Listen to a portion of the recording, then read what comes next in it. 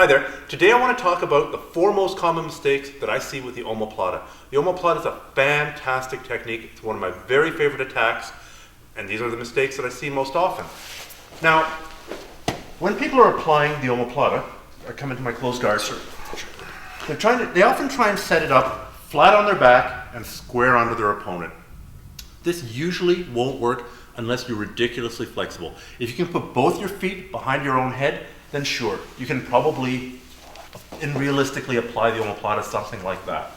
However, for most normal human beings, you need to be somewhat on your side. If you're on your side, it makes it much easier to bring this foot over his face, and also it makes it easier for me to bring my head towards his feet, which is where you want to end up. You're going to be, see how my head's coming towards his feet? That was made a lot easier because I was on my side. The second mistake that I often see with Omoplata is where the hand is. Do you see how Richie's hand is by his body? That's actually good. But I see people fighting for the Omoplata over here. You can't do the Omoplata when the arm is on this side. If the arm is on this side, you basically have two primary choices. The first is to bridge your hips up, move his hand across, bridge your hips down, and now it's in a good position. Your other most common option, if his hand is on the wrong side, you just can't move it across, you bridge, you can't move it, is to go for the triangle. This is helped by the fact that he's probably going to be fighting to turn in and face you anyhow. He's going to be turning in to face you, you open up, you go for the triangle here, you lock it up, and you can choke him out. That's common mistake number 2. Common mistake number 3, this is a really big one, is not to control his lower back. If I'm here, whoa, I got the Omoplata.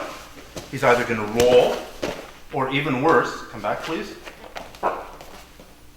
He's going to cartwheel across you and come to this side, and then he's going to grab your face and crush you and choke you out, or make your life miserable. Therefore, as soon as you apply the Omoplata, you have to block his hip. Whether that's grabbing the belt with the gi, or whether it's just sticking your arm up so that when he tries to jump across, you block with your whole body.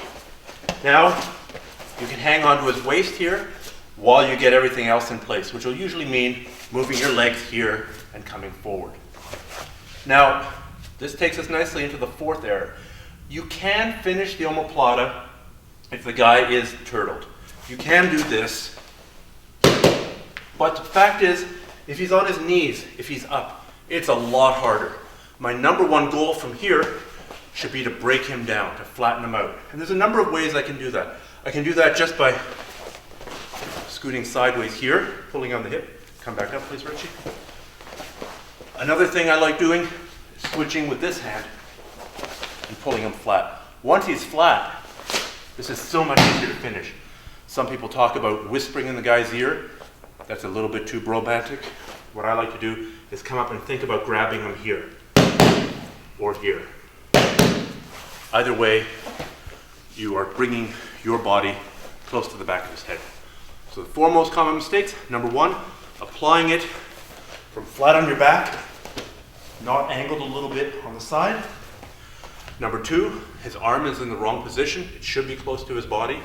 Number 3, not blocking him from jumping over you. This is a really big problem, and a skilled grappler, if he sees that you're making that mistake, will jump over you every single time. And the 4th problem is not breaking the guy down before trying to finish it. And just for fun, I'm going to talk about a concept that really changed my whole Omoplata game. And that was to stop thinking about the Omoplata as a submission.